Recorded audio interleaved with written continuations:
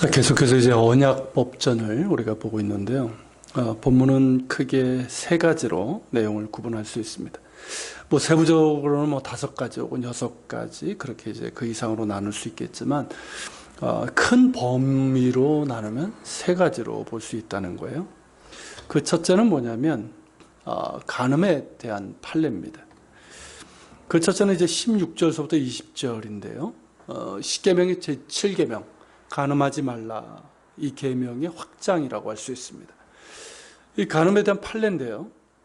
하지만 여기서는 모든 이제 간음에 관한 여러 가지 경우가 있잖아요. 그걸 다 다루지는 않고 약혼하지 않은 처녀를 끼워서 겁탈했을 경우만 다루고 있습니다. 자, 16절, 17절. 아직 약혼하지 않은 처녀를 끼워서 겁탈했다. 이를테면 뭐라고 그러죠? 이런 걸 혼인빙자 간음 또는 성폭행에 해당이 되는데, 이 경우 반드시 납폐금을 주고 자기의 아내로 삼아야 됩니다. 신명기 22장 29절에는 자기 아내로 삼을 뿐만 아니라 평생 버릴 수 없도록 했어요. 단 한 가지 예외는 뭐냐면, 처녀의 아버지가 딸을 그에게 주기를 거절할 경우, 그 경우는 어떻습니까? 처녀에게 납폐금을 줘야 됩니다. 자, 이 납폐금이 뭐죠? 납폐금? 지금 잘 쓰는 표현이 아니기 때문에, 이거는 이제 남자가 아내 될 처녀를 데려가기 위해서 신부 측에 지급하는 돈을 일종의 뭘까요? 결혼 지참금에 해당이 됩니다. 그리고 이제 고대 이스라엘 사회에서는 이 결혼을 일종의 계약으로 여겼기 때문에 이런 납폐금을 지불을 했어요. 자, 얼마의 납폐금을 지불해야 했는가에 대해서는 이제 신명기 22장 29절에 나오는데, 은 50세켈로 나옵니다. 이 가치를 이제 오늘날 은시세로 보면 안 돼요. 왜냐하면 고대 근동에서는 지금이야 이제 금이 더 비싸지만, 고대 근동은 어떻습니까? 은이 금보다 정자기가 더 어려웠다고 그래요. 그래서 더 귀하고 비쌌던 걸로 생각이 됩니다. 그래서 고대로 갈수록 왕관을 보면 은이 가운데 있고 금이 둘러싸고 있는 형태예요. 그런 거기 때문에 지금의 이제 은 시세로 볼 건 아니고요. 그러면 어느 정도 가치였냐라고 한다면 우리가 짐작할 수 있는 게 하나 있습니다. 창세기 37장 28절에 보면 요셉의 형들이 미디안 상인들에게 요셉을 팔지요. 그때 받은 돈이 은 20세겔입니다. 그러니까 10대 후반으로 보고 있는데, 요셉의 그때 나이를. 자, 그 젊은 남자를 그러니까 노예로 판 거잖아요. 그러니까 10대 후반에 아주 생생한 젊은 남자를 팔고 받은 돈이 20세켈이에요. 그러니까 젊은 남자 노예를 살 수 있는 돈이란 뜻이에요. 그러니까 50세켈은 어떻습니까? 그런 젊은 남자 노예 둘을 사고도 10세켈이 남아요. 그러니까 꽤 괜찮은 돈이죠. 금액이죠. 그런 이제 가치를 우리가 봐야 돼요. 자, 그렇다면 이 규례를 통해서 하나님께서 원하시는 것이 뭘까요? 자, 간음하지 말라는 계명의 목적은 뭡니까? 단지 그냥 간음죄입니까? 그게 아니죠. 이 결혼과 가정의 신성함을 지키는 데 일차적인 목적이 있습니다. 그렇기 때문에 그런 의미로 우선은 봐야 되는 거예요. 실제로 그 약혼을 한 여자나 이미 결혼을 한 여자를 범할 경우는 어떻습니까? 사형으로 다스리도록 했습니다. 그러한 이제 간음은 하나님께서 정하신 결혼의 신성함은 물론 인간 사회의 근간을 이루는 이 가정을 파괴하는 것이기 때문에 이 엄히 처벌을 명하신 겁니다. 여기서는 이제 아직 약혼하지 않은 처녀의 경우지만 근본적인 하나님의 명령은 뭡니까? 결혼의 신성함을 기억하고 지키라는 거예요. 그러기에 약혼하지 않은 처녀를 꿰어서 동침한 남자는 납폐금을 줄 뿐만 아니라 아내로 삼을 것이고 평생 버리지 못하도록 한 거예요. 그리고 처녀의 아버지가 그 남자를 원하지 않는 경우인데, 왜 처녀의 아버지는 자기 딸을 아내로 주기를 거절할까요? 우리가 이제 몇 가지 이제 생각할 수 있는데, 가장 일반적인 추론은 그걸 것 같아요. 그 남자의 됨됨이가 영 아니라는 거죠. 자, 딸을 꼬셔서 동침했다면 웬만하면 어떻습니까? 웬만하면 납폐금을 주고 아내로 줄만한데, 도무지 이놈의 사람 됨됨이가 어때요? 영 아니라는 거죠. 영 아니라는 거예요. 만약에 아내로 주면 딸이 평생 그 눈에서 눈물이 마를 날이 없을 것이라 생각을 한 것이 아닐까, 그렇게 생각을 듭니다. 그리고 당시에는 딸은 아버지의 소유였기 때문에 딸을 아내로 주는 권리도 아버지에게 있었어요. 그래서 이제 거절할 수 있는 것인데, 이 경우에도 납폐금을 내야 되지만 아버지가 아니라 누구에게? 딸에게 줘야 된다는 거예요. 이게 성경의 원리예요. 이게 다른 거예요. 지금도 이슬람 사회에서는 뭐 아버지의 소유지만 이렇지 않거든요. 자, 그러니까 뭐 고대 사회에서 경우, 그리고 우리가 일반적으로 생각할 땐, 자, 딸은 아버지의 소유예요. 그러면 아버지의 소유에 손해를 입힌 거잖아요. 무슨 얘기가 이해되시죠? 그러면 아버지에게 납폐금을 줘야 돼요, 무조건. 그런데 그게 아니라 하나님의 말씀은 뭡니까? 아버지가 아닌 딸에게 납폐금을 지불하도록 했어요. 왜일까요? 자, 당시 사회에서 아직 약혼하지 않은 처녀가 어느 남자와 동침을 하고 그럼에도 결혼하지 않은 상태로 살아간다. 여러모로 쉽지가 않습니다. 누군가가 정말 그녀를 연모하고 청혼하지 않는 한 일반적으로는 결혼 상대를 구하기가 어려웠고, 그리고 노동력 중심의 고대 사회에서 여자 혼자서 살아간다는 것은 결코 쉬운 일이 아니었습니다. 그렇기 때문에 납폐금은 이 여자가 혼자서도 살아갈 수 있도록 하는 최소한의 보장장치라고 할 수가 있는 거예요. 뭐 당장은 어리니까 부모와 이제 같이 살게 하지만 뭐 부모가 세상을 떠나고 언젠가는 홀로 살아가야 할 텐데, 그때 무언가를 할 수 있는, 뭐 장사를 하든 무언가를 할 수 있는 최소한의 자산이잖아요. 뭐 남자는 둘은 살 수 있잖아요. 그러니까 그런 자산이고, 그래서 생존을 할 수 있도록 한 거예요. 이것이 왜 중요하냐 하면, 인간의 사랑이라는 것이 상당 부분 욕정에 의한 것이기 때문이고요. 그에 대한 책임을 지지 않는 경우가 허다하기 때문입니다. 성경에 보면 암논이 이제 그 예죠. 다윗의 아들 암논. 이복자매인 다말을 사랑을 해서 병이 났습니다. 그런데 그에게 이제 간교한 사촌 요나답이 방법을 알려주죠. 아픈 척 누워있다가 다말로 하여금 자신이 좋아하는 과자를 만들어서 오게 가지고 강제로 취하라는 거예요.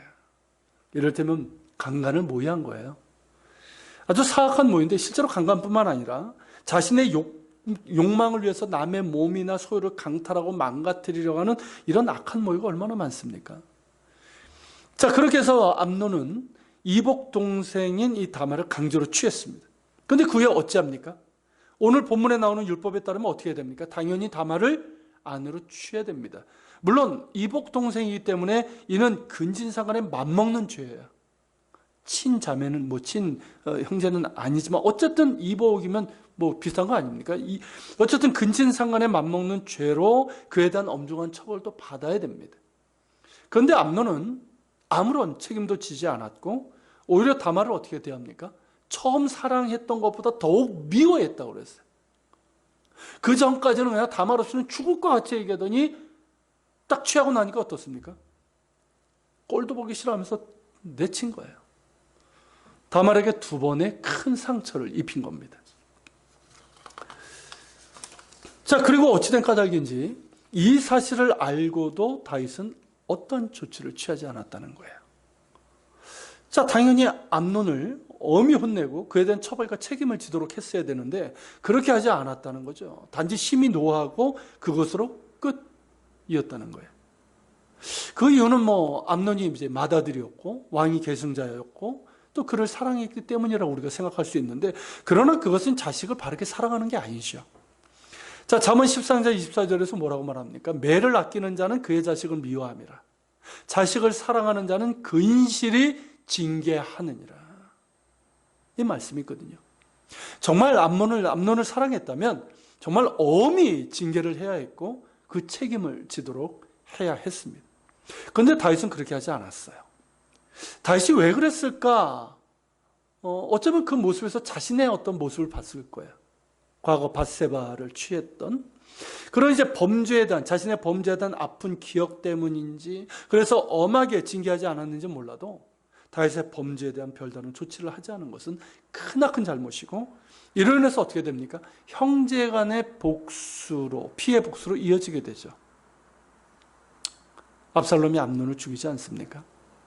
만약 그때 암논을 징계하고 다말에 대한 책임을 지도록 했다면 이런 비극은 일어나지 않았을 것 같아요. 그리고 압살롬은 어떻게 됩니까?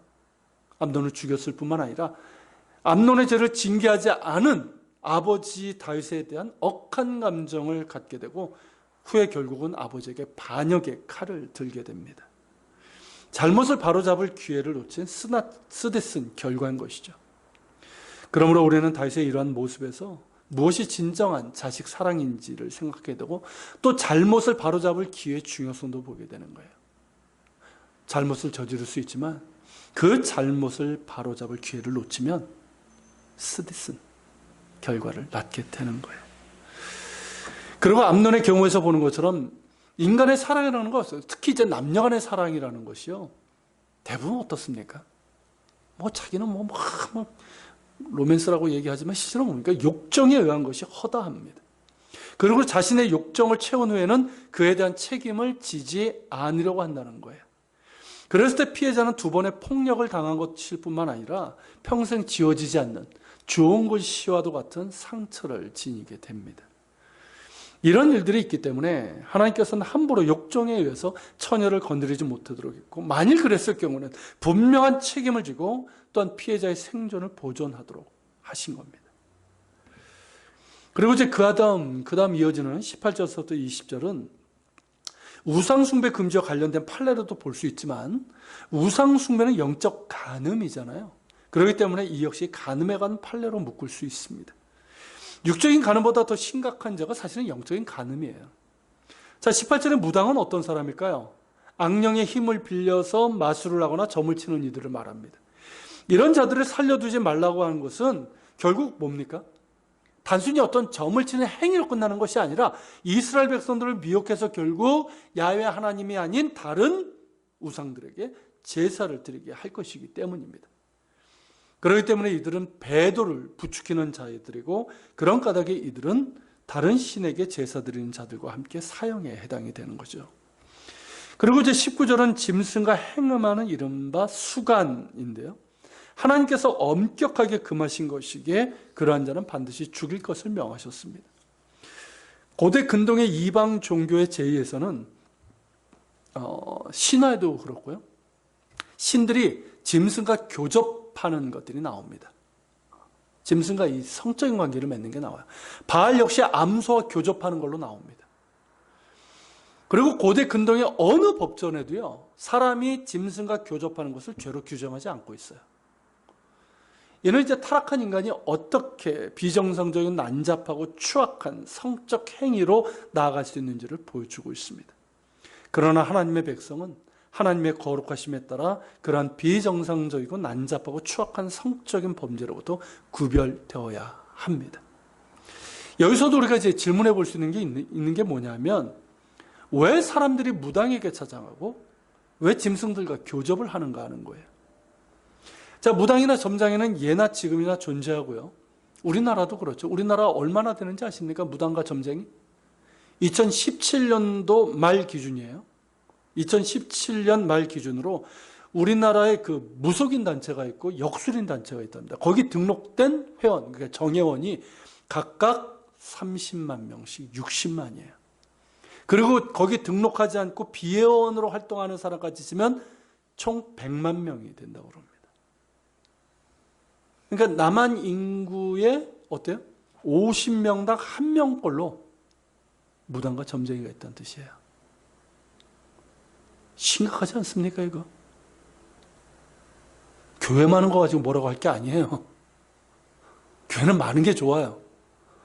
근데 무당 점쟁이가 이렇게 많다는 얘기죠.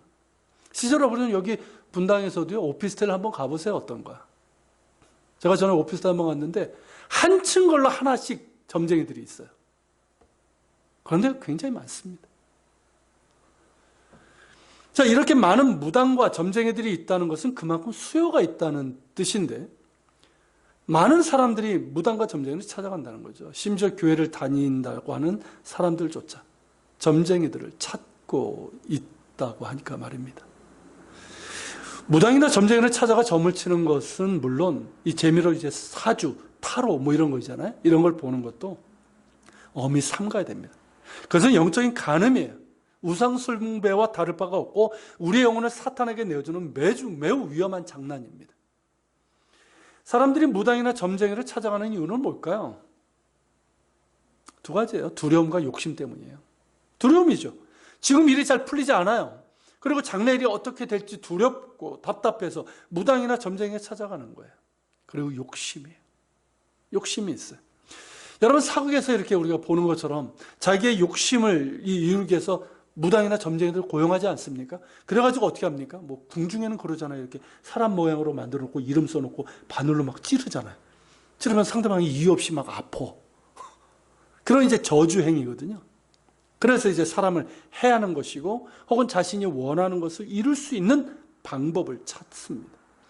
그렇게 이제 두려움과 욕망의 포로가 된 자들이 무당과 점쟁이를 찾아가는 거예요. 그런데 그렇게 찾아가면 해결이 됩니까? 아니에요.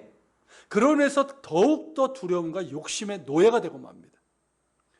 우리나라에 이토록 많은 무당과 점쟁이들이 있다는 것은 우리나라 사람들이 얼마나 두려움과 욕망의 노예가 되고 살고 있는지를 보여주고 있는 거예요. 그래서 여러분, 예수님이 필요한 거예요. 예수님이 필요한 거예요. 예수 그리스도를 모신 자는 두려움과 욕심의 노예에서 벗어나게 됩니다.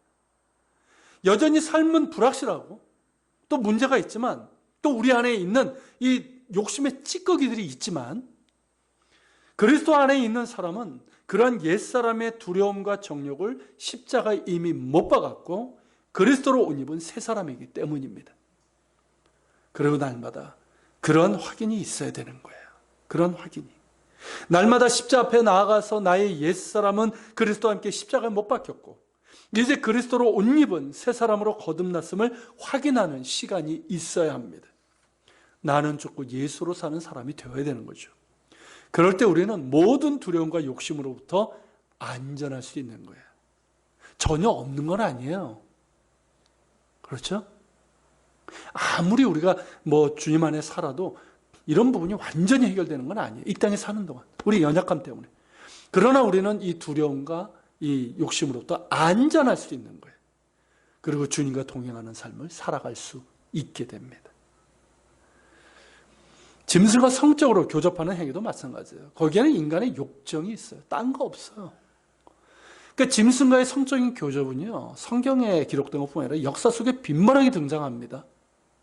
그리고 오늘날까지도 있어요. 사람에는 성적인 욕구가 있습니다. 그리고 그것을 채우고자 하는 본능이 있어요.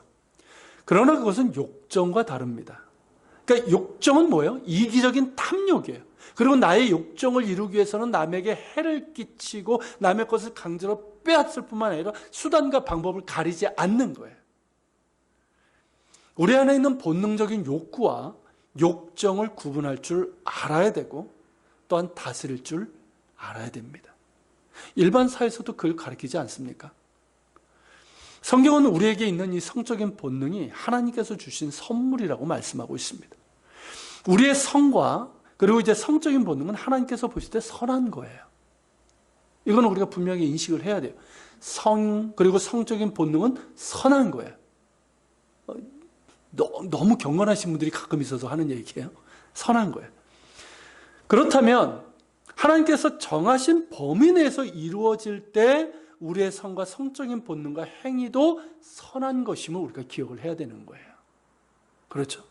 그 범위를 벗어나면 그건 선한 것이 아니에요. 그 범위 내에서 하나님께서 정하신 범위 내에서 이루어질 때 우리의 성과 성적인 본능 행위는 선하고 아름답고 하나님께서 주신 신비와 축복을 누릴 수 있게 되는 거예요. 그 범위가 뭡니까? 이 부부관계이고 결혼이라는 범위예요. 욕정을 위한 성관계가 아니라 둘이 한 몸을 이루는 결혼이라는 범위 안에서 이루어지는 성관계입니다. 그러기에 부부관계에서 중요한 것은 욕정이 아니라 서로에 대한 배려이고 이해가 있는 사랑인 거예요. 자기 몸을 주장하지 않는 거예요. 참 이런 부분이 오늘날 이렇게 부부들 보면 이게 잘 안 되는 것 같아요. 성경에서 말씀하는 게 그거예요. 이런 노력을 해야 되는 거예요. 그런 가운데 몸이 하나가 되고 나아가서 그 마음과 영적인 영역까지 하나가 되는 신비로 나아가라. 이게 하나님의 뜻입니다. 사람은 이처럼 결혼과 부부관계라는 범위에서 성적인 관계를 맺도록 허락되었기에 짐승과의 성적인 교접은 허용될 수 없는 죄악인 거예요. 결국 짐승과의 수간을 포함해서 성적인 욕정과 그로 인한 폭력과 범죄는 하나님을 떠난 인간이 어떤 지경으로 타락할 수 있는지를 보여주는 겁니다. 자, 그리고 이제 두 번째 내용은 뭐냐면 사회적 약자에 관한 판례라고 할 수 있습니다. 이제 21절부터 27절인데요. 사회적 약자를 보호하라는 판례인데 그 대상은 누굽니까? 이방인, 이방 나그네죠. 이방 나그네, 과부와 고아, 그리고 가난한 사람들이에요. 자, 이방 나그네와 과부와 고아에 대한 판례는 매우 엄중합니다. 성경에서 가장 많이 강조하고 있죠. 그리고 이 판례가 매우 엄중해서 만일 그들을 학대하고 고통을 준다면 그 부르짖음을 듣고 하나님께서 맹렬한 진노로 너희를 면해서 너희 아내는 과부가 되고 너희 자녀는 고아가 되려고 하셨어요. 근데 이게 실제로 이루어져 있죠. 북왕국, 남왕국 둘 다 그러니까 북왕국과 남왕국이 멸망한 이유는 단순히 어떤 영적인 불순종, 영적인 범죄 이것으로 끝난 게 아니에요. 사회적으로 이걸 하지 않았어요. 이방 나그네와 과부와 고아를 학대하고 고통을 주었어요. 그래서 결국 어떻게 됩니까? 그들의 아내가 과부가 되고 그들의 자녀가 고아가 되는 이런 상황이 벌어지게 된 거예요. 가난한 이들에 대해서도 마찬가지인데요. 자, 가난한 이들, 생계를 위해서 어쩔 수 없이 돈을 빌리게 되는 경우가 있죠. 그런 경우 결코 채권자처럼 하지 말고 이자를 받지 말라 명하고 있어요. 정말 탁월하지 않습니까? 좀 이런 법이 지켜졌으면 좋겠는데. 여러분, 고대 근동 나라들은요, 어땠냐면 그 법에 돈을 빌릴 경우 이자율이 적혀 있어요. 성경과 달리. 그 이자율이 얼마인지 아십니까? 요즘 법적 이자가 몇 퍼센트 정도 돼요? 돈을 빌리면? 제1은행권은 요즘 한 3%에서 5%이 정도죠. 신용등급에 따라 다르고. 제2금융권도 지금은 어느 정도 넘지 못하게 되고. 물론 사채는 완전 도둑놈들이니까 다르지만. 자, 고대 근동사회에서 어땠냐면 이자율이 적게는 20%, 많게는 50%에 달했어요. 고리대금이에요, 사실은. 그러니까 가난한 이들이 어떻게 됩니까? 이자를 못 내요. 그러니까 노예가 되는 경우가 허다했단 말이죠.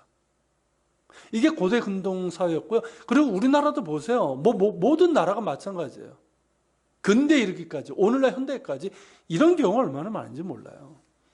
그런데 성경은 어떻습니까? 하나님의 법은 결코 채권자처럼 하지 말고 이자를 받지 말라. 그러니까 너희 동족을 그런 이제 노예로 삼지 말라는 거죠. 지금은 이제 노예제도가 없지만 실제로 어떻습니까? 노예처럼 되는 거죠. 그러니까 결국 극단적인 선택도 하게 되고 이런 상황이 되고 마는 거예요. 이런 면에서 보면 하나님의 관점이 어디에 있는지를 분명하게 보여주고 있습니다. 어떤 경우에도 돈이 사람의 생명보다 앞설 수 없다는 거예요. 어떤 경우에도. 그리고 가난한 이들에게 고율의 이자를 받는 행위는 가난한 이들의 목숨을 앗아가는 것과 같은 악행임을 말씀하고 있는 거예요. 이와 더불어 만일 가난한 자의 옷을 담보로 잡으면 담보 잡는 경우가 있죠. 근데 가난한 자의 옷을 담보로 삼으면 해가 지기 전에 돌려줄 것을 명하고 있어요. 그 까닭은 뭘까요? 가난한 사람에게 옷은요, 그의 유일한 재산이에요. 우리가 생각하는 이런 옷을 생각하면 안 돼요. 고대 근동에는 몸 전체를 덮을 수 있는 겉옷이 있어요. 이 겉옷은 뭘까요? 밤에 덮고 자는 담요에 해당이 됩니다. 만일 그것이 없다면 일교차가 심한 근동, 굉장히 일교차가 심하거든요. 자칫 그의 생존을 위협할 수 있기 때문에 그래요.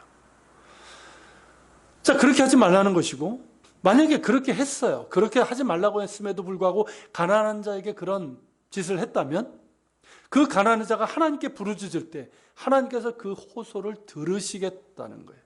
즉 가난한 자에게 악하게 행하는 자를 결코 그냥 넘기지 않으시겠다는 겁니다. 그런데 이게요, 이스라엘에서는 그렇게 됐지만 우리나라도 그렇고 세계 모든 나라의 역사 속에서 이게 비슷하게 이루어져요. 빈부의 격차가 심해지고 양극화 현상이 일어나는 게 그건 뭡니까?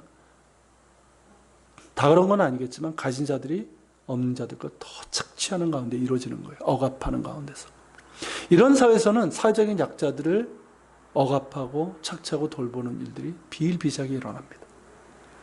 그런 사회는 결국 붕괴되고 말아요. 하나님의 심판이라고 볼 수 있어요.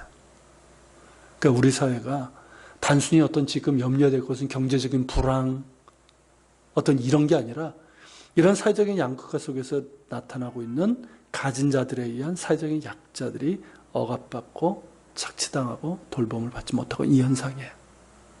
이거에 관심을 둬야 돼요. 자, 다시 본문으로 가세요. 이런 판례들이 10계명 중에서 정확히 어느 계명에 속해 있는지는 분명하지는 않지만 사회적인 약자들에 대한 의무를 다하지 않았을 때의 대가는 그 10계명을 어긴 이상의 치명적이고 엄중한 처벌로 주어진다는 사실이에요.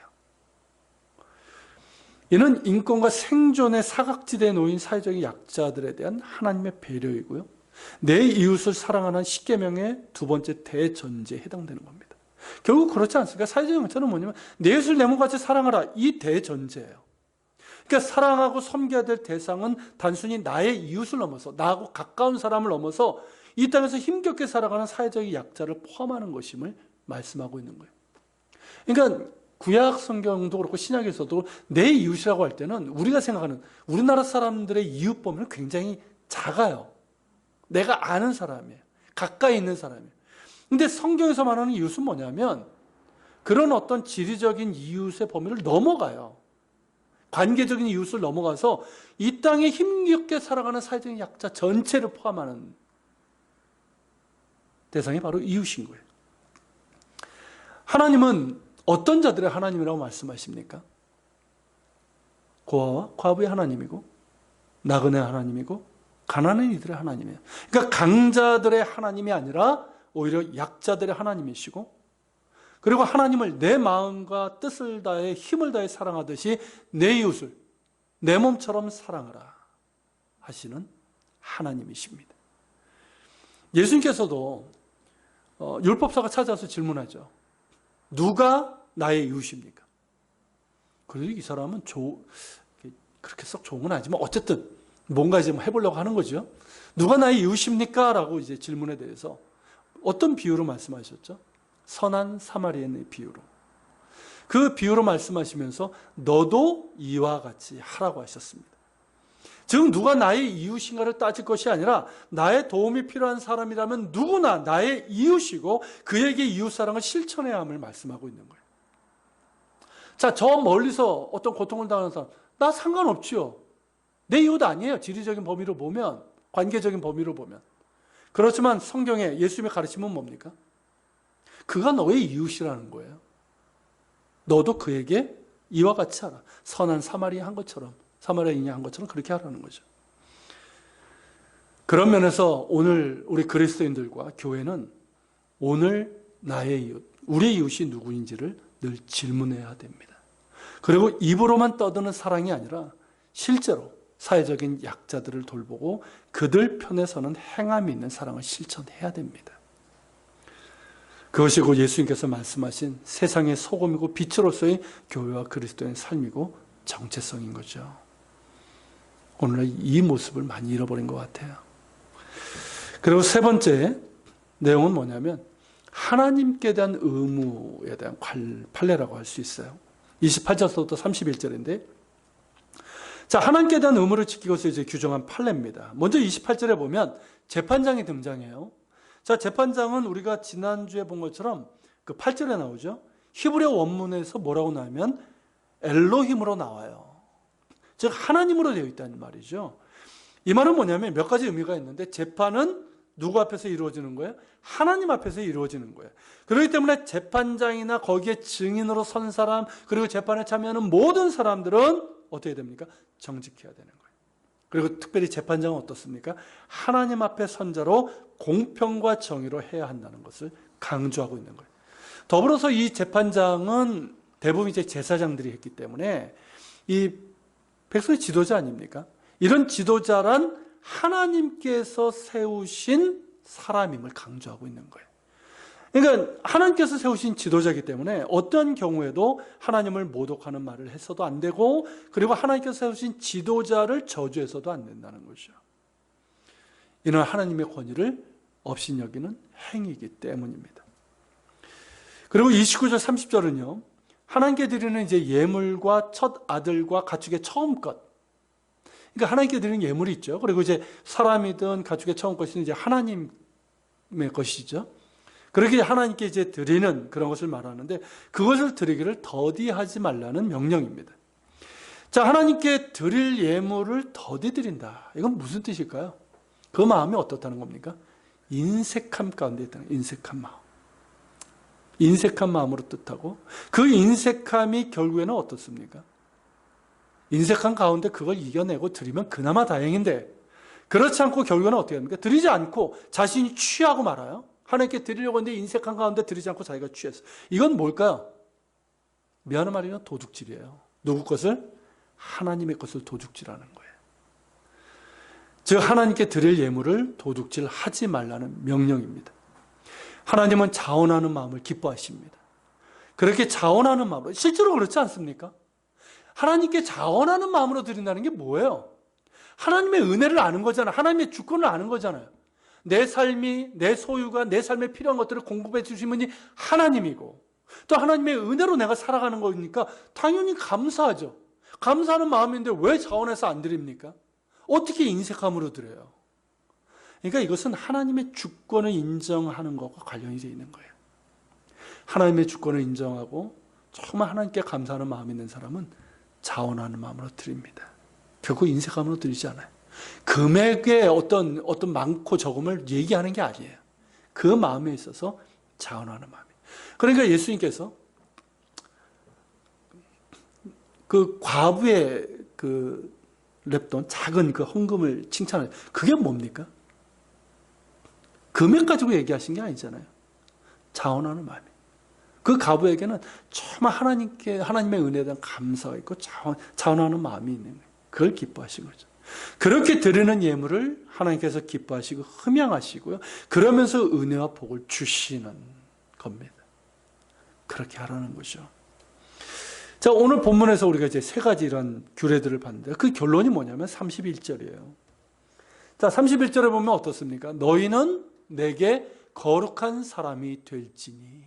이 말씀이에요. 이어지는 구절은 이제 들에서 짐승에 찢긴 동물의 고기를 먹지 말고 그것을 개에게 던질지라고 했는데, 이것은 뭡니까? 이미 앞서서 말씀하신 모든 것을 대표하는 규례일 뿐이에요. 그래서 핵심은 뭐냐면 거룩한 사람이 되라는 거예요. 하나님 앞에 거룩한 사람이 되라. 왜냐하면 앞으로 너희가 들어가게 될 가나안 땅은 어떻습니까? 죄악이 관영했잖아요. 온갖 음란하고 우리가 이제 보는 이 모든 악한 행동들이 비일비재하게 이루어지는 땅이에요. 그 땅의 원주민들과는 구별된 거룩한 백성으로 살아가라는 거예요. 하나님이 아닌 다른 죽은 우상을 섬기는 영적인 간음, 그리고 이제 그런 무당이나 점쟁이를 찾아가는 그런 영적인 간음은 물론이거니와 성적인 거룩, 그리고 가정의 신성함, 이걸 지키라는 거예요. 그리고 사회적인 약자들을 돌보는 공동체 의식. 그러니까 구약에 보면 이스라엘은 항상 단수로 많이 나와요. 이스라엘. 이게 뭐냐면 공동체라는 거죠. 한 몸이라는 거죠. 그래서 이스라엘을 구약의 교회라고 얘기를 하는 거예요. 그런 이제 공동체 의식, 그들 안에 있는 약자들을 돌보는, 작은 자들을 돌보는 이런 공동체 의식, 그리고 하나님을 올바르게 경외하는 법이 무엇인지에 대해서 구체적으로 말씀하고 있는 겁니다. 출애굽기 이스라엘과 지금 우리와는 여러 가지 면에서 다르지만 그 근본적인 가르침과 정신은 다르지 않아요. 하나님은 여전히 거룩하시며 당신의 백성들에게도 거룩할 것을 명령하십니다. 하나님을 믿지 않는 자들과 같아서는 안 된다는 거예요. 그리고 하나님을 나의 왕으로 인정하고 그분을 사랑하며 경외한다는 것은 단지 말에 있는 것이 아니고 생각에만 머물고 교회당 안에서만 고백되어서는 안 된다는 겁니다. 내가 살아가고 있는 모든 삶의 자리가 거룩의 자리이고 하나님을 나의 왕으로 인정하며 그분을 사랑하며 경배하는 예배의 자리라는 거예요. 내가 나의 배우자와 관계하는 자리가 거룩의 자리이고 예배의 자리입니다. 그 외의 자리는 아무리 그럴듯하게 포장해도 욕정과 간음의 자리일 뿐이에요. 우리의 성적인 본능도 거룩의 자리에 있어야 합니다. 하나님은 나의 왕이시며 또 세상의 왕이십니다. 하나님께서 친히 그들의 하나님이라고 하신 이들, 곧 사회적인 약자들에 대해서 우리가 찾아가고 그들을 위로하고 돕고 섬기며 그들의 이웃이 되는 것이야말로 우리가 서야 될 거룩의 자리이고 예배의 자리라는 거예요. 예수님께서 지극히 작은 자 하나에게 한 것이 곧 나에게 한 것이라, 예수님께 한 것이라고 하신 말씀처럼 작은 자들에게 그들의 이웃이 되어서 사랑을 실천하는 것이야말로 우리가 서야 될 거룩의 자리이고 예배의 자리이고, 바로 그곳에 주님께서 기쁨으로 거하십니다. 그리고 하나님께서 세우신 지도자들을 존중하고 사랑하는 것 역시 하나님을 경외하는 것이고, 하나님께 자원하며 감사함으로 예배를 드림도 하나님을 경외하는 것이죠. 그렇게 하나님을 경외하는 법을 배우고 그런 가운데 진정한 거룩한 하나님의 사람이 되라는 겁니다. 거룩은 말에 있지 않아요. 그리고 우리의 마음의 중심에 있고 또한 행함과 삶 가운데 있으며 사람들과의 관계에 우리의 거룩이 있다는 거예요. 하나님은 우리의 왕이시고 모든 것들의 주인이십니다. 자, 오늘 말씀을 기억하면서 우리 같이 기도하는 시간을 가집시다. 주님, 오늘 말씀을 통해서 우리가 하나님을 경외하는 법, 그리고 하나님 앞에 거룩한 사람이 된다는 것이 무엇인지를 보게 됩니다. 단지 하나님 아닌 다른 죽은 우상을 섬기는 이런 영적인 간음을 하지 않는 것뿐만 아니라 우리가 성적인 구별됨, 그리고 사회적인 약부자들을 돌보는 공동체의식, 하나님을 올바르게 경외하는 그 모든 것을 통해서 하나님 앞에 거룩한 사람들이 되게 하여 주시고, 특별히 한국교회가 진정한 거룩의 모습으로 하나님 앞에 설 수 있도록 도와주시고, 우리가 서야 될 거룩의 자리, 예배의 자리가 어딘지를 기억하게 하여 주옵소서. 말씀을 기억하며 기도하고 여러분 자신의 기도 제목을 가지고 같이 기도하겠습니다.